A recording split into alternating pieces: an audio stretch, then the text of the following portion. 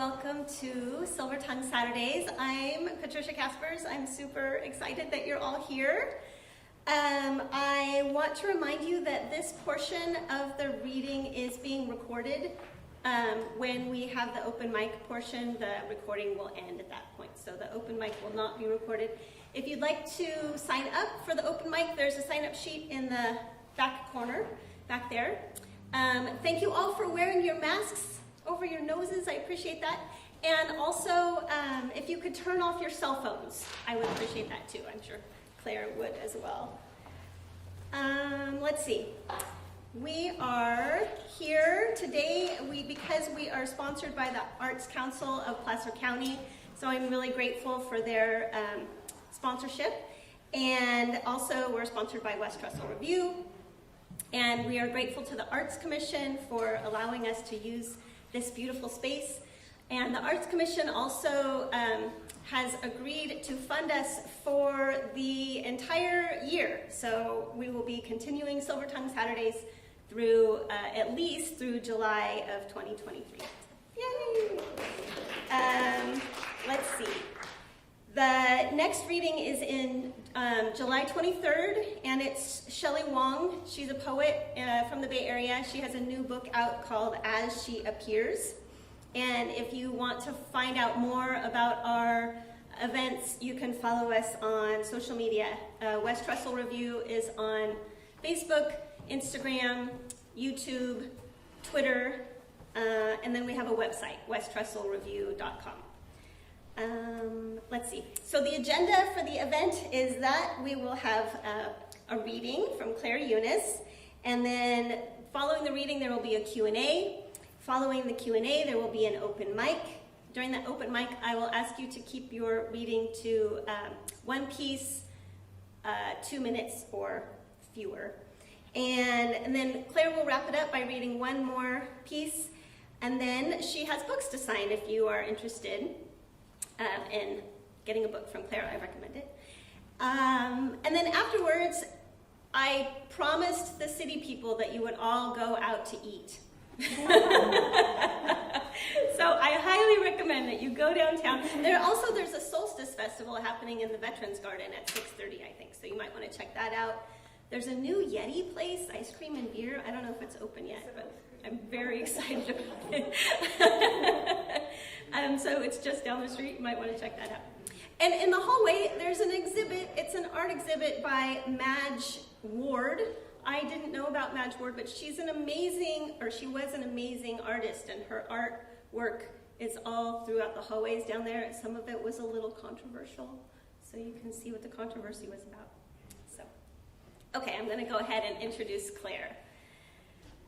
So Claire is my friend, yay! And she's a doctor, and she lives here in Auburn, and she has written a fantastic memoir called Balance, Pedal, Breathe, about her time in medical school.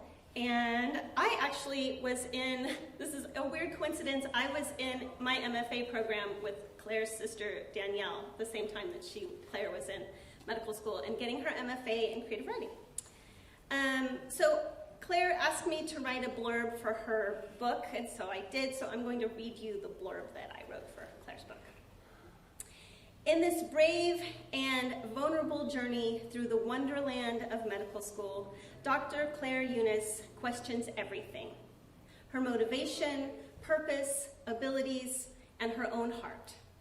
Balance, Pedal, Breathe allows readers to shadow Unis as she strives to make a difference. Bikes mountains, circles the dance floor, clicks into her climbing harness. And all of these experiences are seen through the emotionally dizzying labyrinth of medicine. Unis offers us compelling, sometimes heartsick, always compassionate stories to her readers. One at a time, like feeding quarters to a slot machine. It's almost as if Grey's Anatomy, Eat, Pray, Love, and Wild made a baby, and Unis massaged it into the world deftly, patted it dry, and held it aloft for all of us to admire. Welcome, Claire Unis.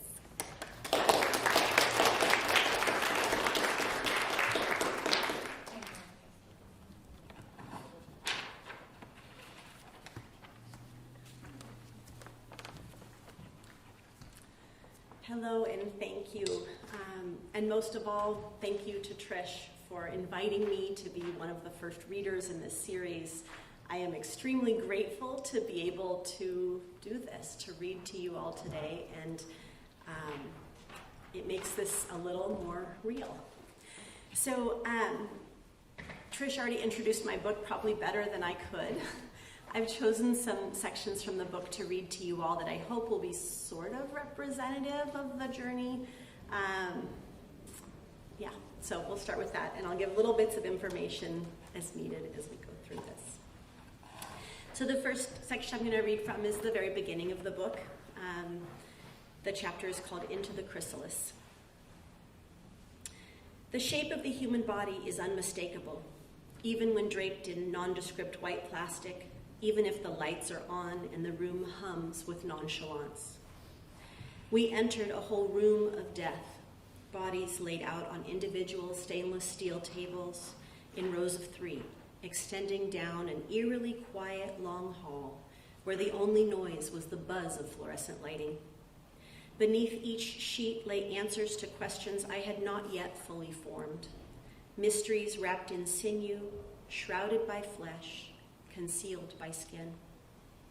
In any other circumstance, I might have paused to absorb the grandeur of the view from there. An expansive wall of windows along the entire length of the hall faced north, where Golden Gate Park gave way to the Easter egg-colored Victorian buildings of the Richmond district, and the trees of the Presidio appeared through the fog that swirled around the towers of Golden Gate Bridge. I did not notice. We tiptoed into that first day in anatomy lab with the careful steps of supplicants approaching an altar, afraid to lift our eyes for too long, scuffing our feet as we wended our ways around and between the numbered corpses with what we hoped was appropriate reverence. Gathering around the bodies, we murmured greetings to one another in hushed voices, like mourners paying our respects at a funeral, honoring the deceased with silence. Our assignment was brief, to uncover our assigned cadavers, to get acquainted with the incontrovertible deadness of the person we would be cutting open. All I knew about the woman on the table was her age, 78, and cause of death, heart attack. My classmates and I barely spoke as we followed instructions and pulled back the sheet gingerly, as though our gentleness mattered to the woman we would be dissecting. Her head and hands were wrapped in gauze and clear plastic bags for better preservation. What we saw before us was the rest: pale skin over her chest and abdomen, small breasts sagging to the sides, and her arms decorated with sunspots and scattered moles.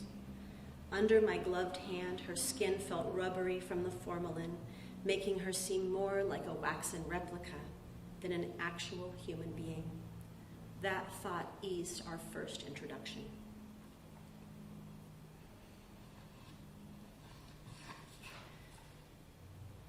From there, I'm going to read a little bit from the very end of the same chapter. The stench of lab, formalin-soaked dead humanity, is still pungent in my memory years later.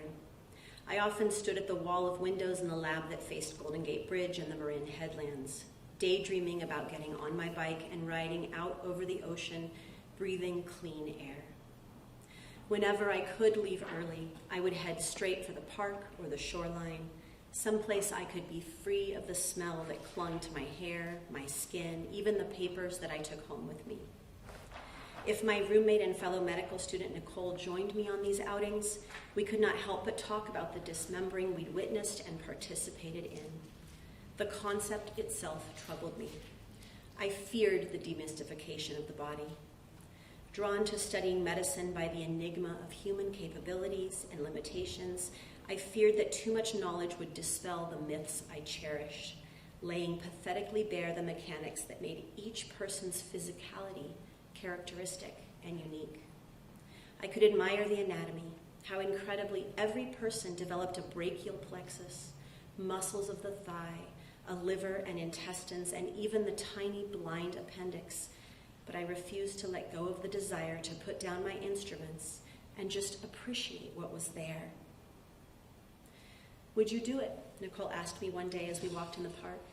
Would you donate your body so medical students could learn? I looked down at my legs, stretching solidly in front of me one at a time, my arms swinging in time to the step of one heel and the other, and I considered. I inhaled the green of the plants around me and the cool of evening approaching.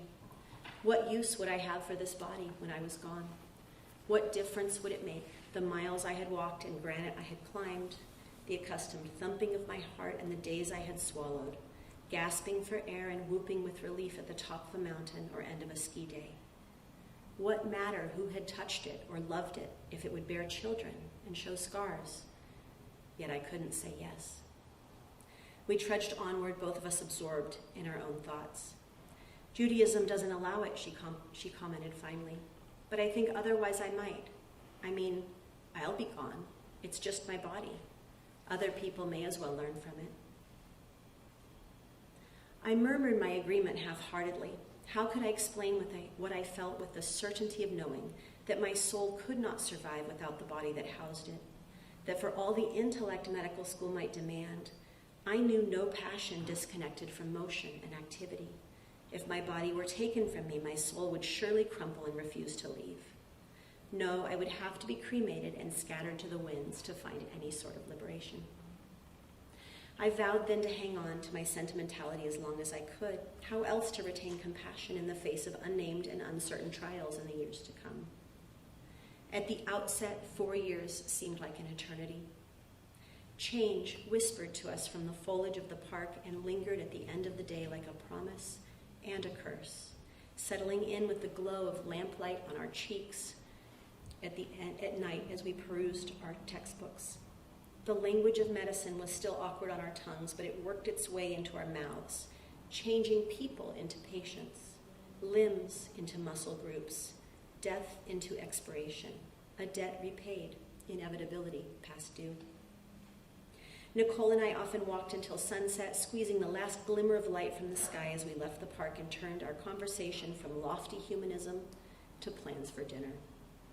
Sometimes, having struck out eagerly in a new direction or followed a thin footpath where it dwindled into itchy shrubbery, we had no idea where we were when it came time to head home.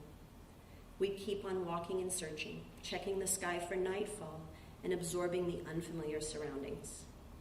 After dark, the bushes reached fingers out to grasp at our arms and shoulders. Haunts chuckled in the blackness and then scuttled back when a passing car tossed illumination in our direction.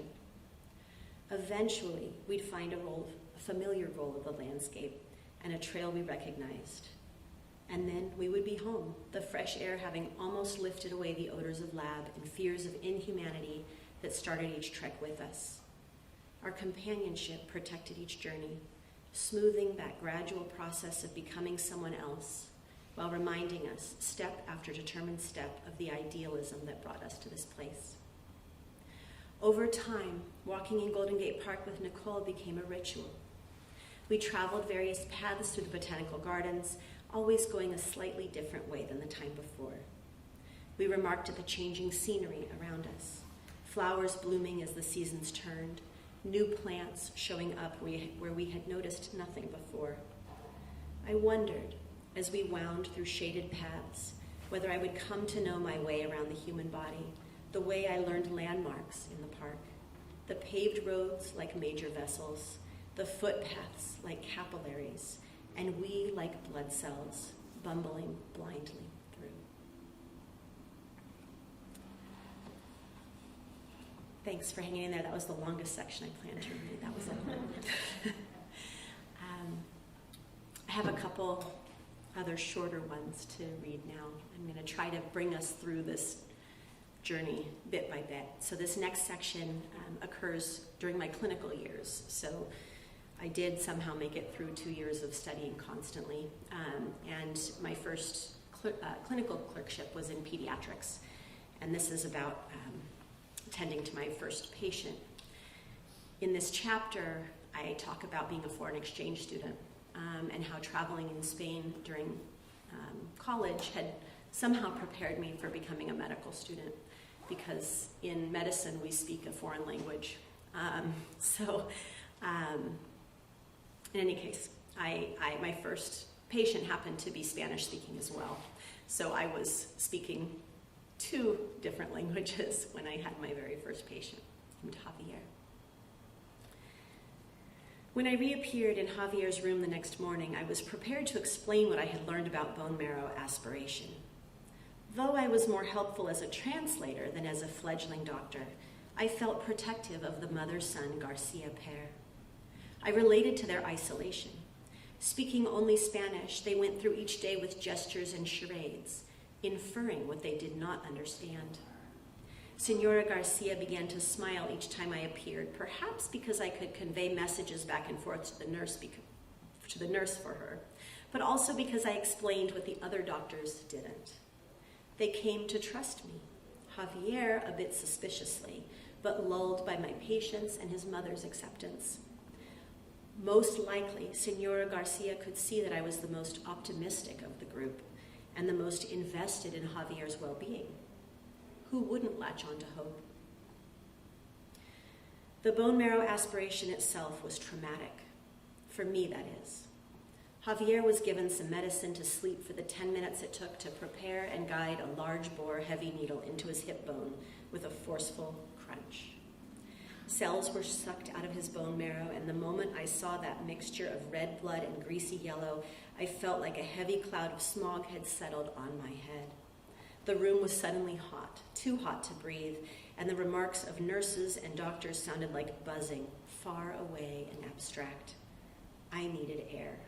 I tried to stay. I was supposed to learn, but one of the nurses caught my arm and sat me down firmly, telling me to put my head down. There was just enough air down under the chair. Javier and I perked up around the same time. He never knew what had happened, and just for a moment, I envied him. Senora Garcia looked to me for a description of the procedure, and I told her about it, omitting details she didn't really need to know. Amazing, I thought, as I walked away. Here I had recently arrived, and with only a few key pieces of terminology to my name, already someone had looked to me to explain what had mystified me only a few days before. Even if I had been contemplating the hospital floor, trying not to lose my lunch, I had learned enough to translate the procedure for her. I had earned my patient's mother's confidence. But what was the real currency of our interactions? Borrowed information, or my too ready, too optimistic smile?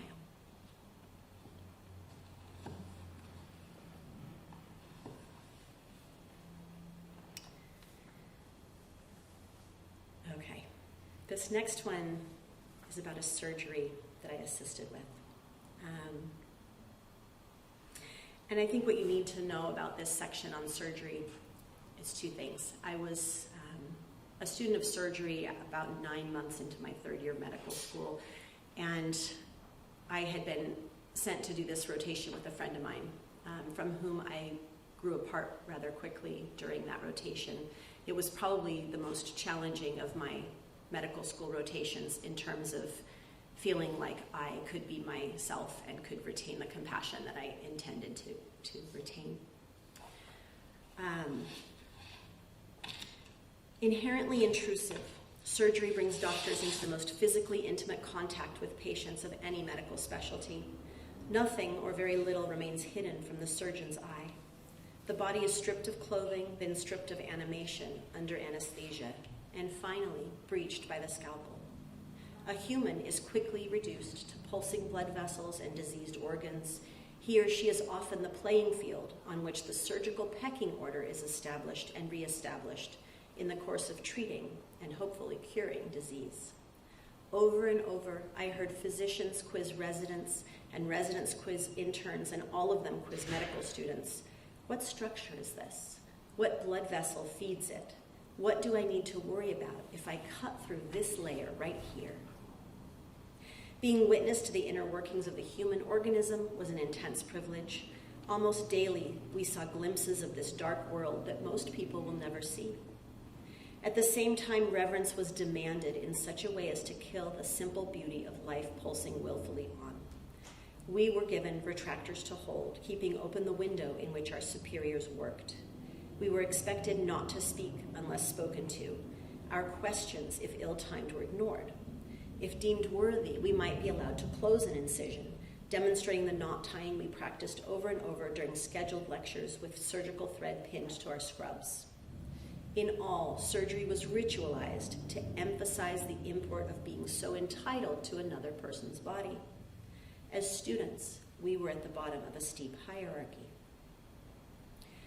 One of the surgeries with which I assisted involved removing the thyroid gland from a woman whose history I had taken. She spoke only Spanish, so the residents had been unable to communicate with her directly. Through me, she had consented to the procedure and murmured that her husband would be in the waiting room, that he was very worried. All of this became irrelevant once the surgery began. The neck offers a small space to operate on, so only 3 of us, the chief resident, a second-year resident, and myself, crowded around the operating table. My job, as always, was to retract the skin so they could see. The chief resident placed the instrument and gave me the only instruction he believed I could safely handle. Pull. All went well for the first 20 minutes or so, and then the surgery became more technically difficult. They wished to remove the gland, but leave behind the pea-sized parathyroid glands that were hidden by the enlarged thyroid. The chief, a cocky, sarcastic surgeon who was 2 months shy of becoming an attending physician, put the squeeze on the resident, pushing him to define the anatomy, name the approach they were using, place ties faster. The resident's hand wavered once, and the chief mocked him. "Oh, looks like we better pour you a stiff one." When the resident reached the limits of what he felt sure doing, he took over the chief's role as assistant and surrendered his probe. "I think maybe you have a better angle from that side." Gleefully, the chief moved clamps out of his way and went to work, but he soon encountered a similar difficulty to the resident. "If I could just see better," the chief muttered. "You gotta pull," he told me. I increased my efforts, leaning back with the retractor in both hands. I could see nothing of the surgery. My role at this point was purely functional, not educational. He continued to have trouble, so he replaced the instrument. "Pull now." I winced at the thought of placing so much tension on her neck, but I used all my weight. It was clear the chief was becoming flustered, but he was loath to request assistance from one of the attending physicians. Nobody spoke while he fished around in the patient's neck, still cautious to avoid critical structures, but apparently having difficulty. I could see bruising on the woman's skin from our retractors. Had she known how callous our hands might be? "Damn it," he cursed, focusing his frustration on me. "Can't you pull any harder?" In the sterile seriousness of the operating room, where the only noise came from the bleeping of the anesthesiologist's monitors and no one dared distract a surgeon, I committed the penultimate crime. I laughed. Had he looked before he spoke, he would have noticed that I was hanging from the retractor, bracing my feet against a stool and leaning out at a 45-degree angle. "This is all my weight," I said, thinking, take it or leave it. My resident held his breath. The chief went back to work. A minute later, he rearranged us, changing his approach. "I'm sorry, Claire," he said to me. "Thyroid surgeries are a pain because you pull and pull and you can't see anything in such a small space. I promise I'll show you the anatomy as soon as we get through this." I was so surprised, I almost didn't speak. "Thanks," I said quietly, reverently almost, and as soon as I could get away with it, I moved the retractor off the purplish discoloration on our sleeping patient's neck. My confidence came from outside the hospital walls, in half-lit rooms where music brought kinship to total strangers. People liked to swing dance with me. I ticked off the days and hours in my mind several times a shift, eager to get free. I rushed through morning rounds with haphazard efficiency, stole moments to talk to patients, practiced my knots, tried to learn while I was in the hospital. But had swing dancing been taken from me, the energy that drove me would have dried up. I would have withered. On the dance floor, my new friends and I were athletic, playful, lifeful, and affectionate when we touched one another. Music elevated and satisfied us. Our bodies were instruments under our own control. We were youth incarnate, in action, and when I joined the dozens of other Lindy Hoppers, illness and disability and the discomfort of seeing bodies violated fell away. If asked, I could talk about the wonder of seeing inside people without admitting I had also torn away saturated bandages from 5 abscesses that morning, or pulled on someone's skin for over an hour while surgeons operated. My contemporaries were impressed that I was a medical student, while that title in the hospital was merely a marker of how little I knew and what unsavory tasks I was expected to do. In the end, perhaps dancing is what separated me most from my friend Anne. I didn't understand the depth of her melancholy, and empathy seemed like a trapdoor into the same state. Rather than hug her and share her sadness, I ran to the arms of strangers. Rather than face my own guilt, I pasted on a smile and hugged my new friends, who didn't know me, who didn't ask anything of me. Dancing reminded me what it was to be joyful, to be appreciated, to be touched, to be alive, and to be someone else. That was my addiction, the buzz that kept me aloof from what I couldn't handle while I was a student of surgery. The ache of loneliness, the responsibilities of friendship, the pain of people who looked to me for care.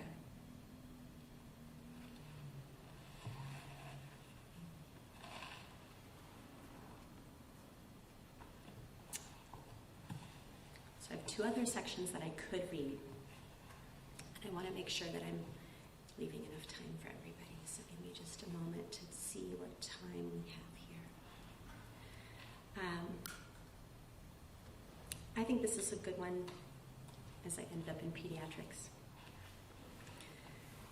Working in the newborn nursery as a 4th-year medical student, and let me just pause to say, by 4th year, I had developed at least a little more confidence in my ability as someone who could take care of people and who could learn the medical algorithms.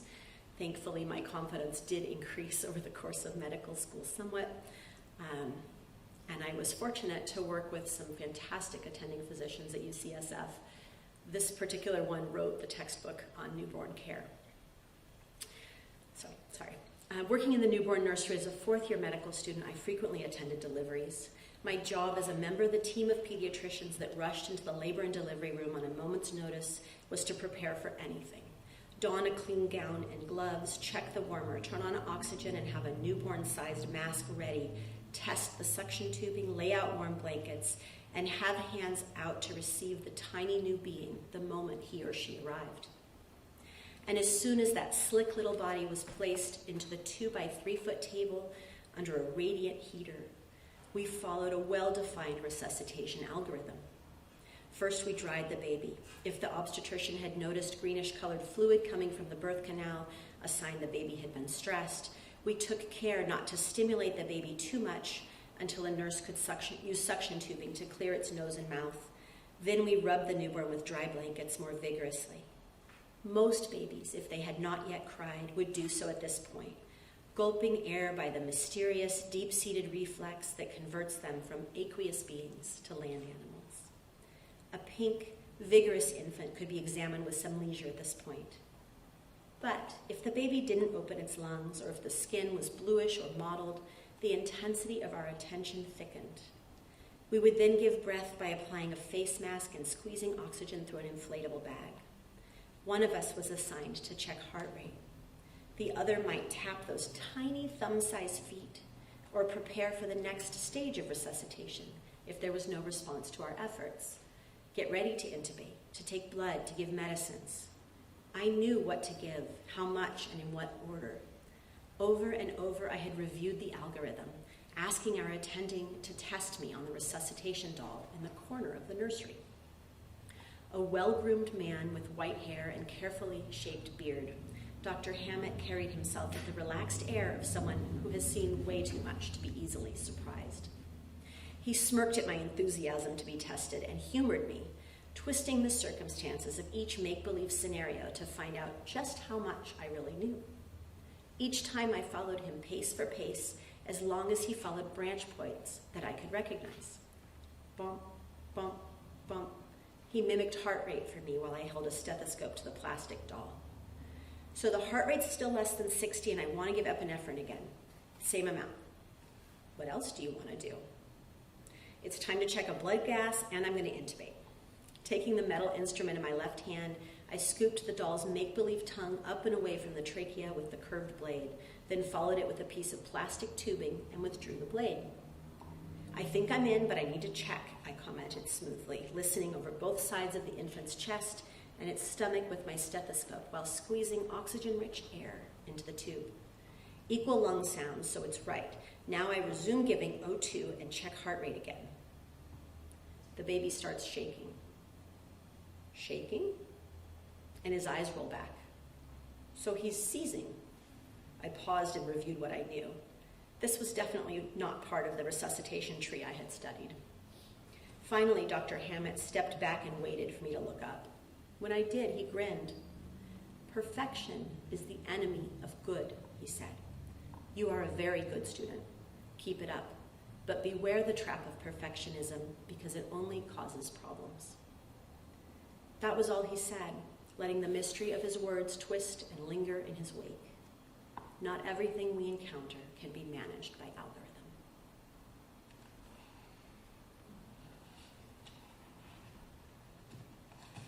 I have a very short last section to read to you, and then we can go to the open mic section if that sounds good to you, Trish. Assuming I can figure out where it is. So I'm backing up just a little bit. I happened to be a student of internal medicine during winter months, and as an avid skier, winter always meant skiing to me before that particular rotation. So this is the end of my chapter about being a student of internal medicine. And during that month, internal medicine is the care of adults. We confronted quite a bit of mortality and different approaches to it.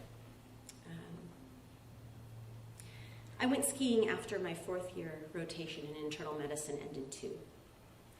I have had to keep skiing in my life, even as I kept biking after my broken hand, as I kept camping after my time with the search and rescue team, as I keep driving and crossing streets and daring to care about other people who might depart. I know I might die at any time. I might lose any part of myself. But I am in love with the flight of spirit that makes it worthwhile to be alive. "We are all so temporary," I wrote in my journal during my internal medicine rotation. "How would I know if I too am slipping away?" Out on a winter slope, I feel whole again and strong. I crave the exhilaration of being surrounded by mountaintops and gulping wide open sky as I tussle with gravity and the drifts and moguls of a substance more ancient than medicine. My fear of falling blurs into an exuberant consciousness of living, as it has since my first time down Cornice. And by the time I return safely from one ski run, I am ready to take on the next, to be lifted up to the summit, to plunge down again. I come back exhausted each afternoon. Morning shines with possibility once again. This is, it seems to me, what it is to live, to know that loss is coming and to take that risk of caring, of skiing, or just plain showing up anyway. When I returned to the city, to the hospital, and my books, and the night arriving thick and early, I held on to how it felt to be up there. I missed my mountain life, but I realized I didn't need it every day. I was becoming someone else. I could be grounded, mired in responsibility and medical paraphernalia, serious and pensive, but still flourishing inside. It was all about making that first turn. I take a deep breath, envisioning gracefulness, and I jump into the soul-bending work of medicine, knowing we only get this chance, this ski run, these few moments in the grander vista of life's many uncertainties to make a difference. Might as well try. Thank you.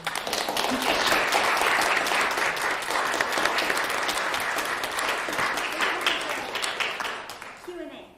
Oh, Q&A, yeah. yes. So if anyone has questions they'd like to ask Claire, and Claire, if you could repeat the questions so that the audience can hear.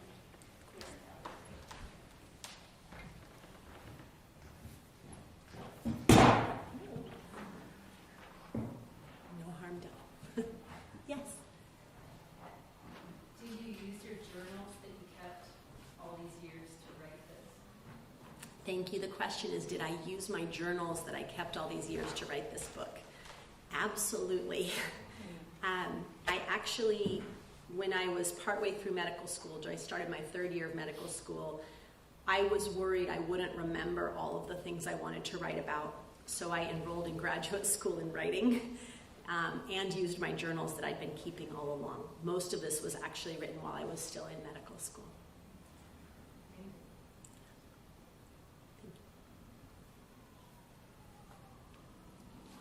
You speak a lot about humanity and how important it is to you. And I was wondering if you were drawn to pediatrics because did the folks that you worked with have those same values? Is that what?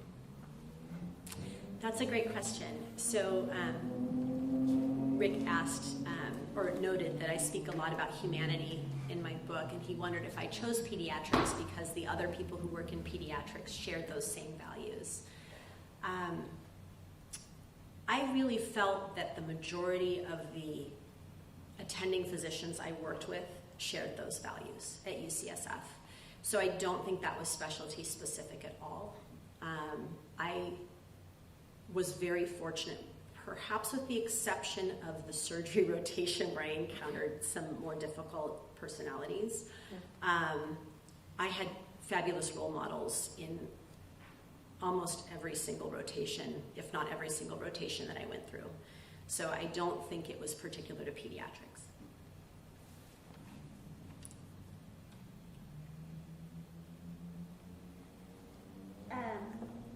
I have a question. Do you know, so in your book, you talk a lot about holding on to your compassion and how hard it is for the medical students. Do you know if anything has changed for medical students now in terms of, their emotional well-being? The question is whether anything has changed in medical school regarding supporting the compassion of medical students and their well-being through medical school. While I was in medical school, I don't know who here is familiar with Rachel Naomi Remen. She wrote a book called Kitchen Table Wisdom, and she was kind of a forerunner in saying, hold on, we really need to protect the compassion of our doctors from early on and from their training years. So actually, while I was in medical school, they had a program called Healer's Art in which we were really encouraged to examine our own feelings and our calling, what called us to medicine to begin with as we went through our first year. I was fortunate to have a group who chose to keep meeting, and we met throughout all of medical school, and I think that helped enormously. I don't know whether there is more than that going on right now. I was pretty pleased to find out that there has been some attention paid to that. I will say, I just want to mention, there's a somewhat new field of medicine called narrative medicine that is focused on using the humanities to keep people in touch with their compassion as they go through medical school. And multiple medical schools now have a humanities and medicine program in which students can elect to take classes in writing or in literature and use that as a springboard for reflection. So I do think, because that just started, it was established at Columbia Medicine the year I graduated. So I do think that has had a positive effect on medical schools, probably multiple medical schools. But I believe that's still mostly voluntary.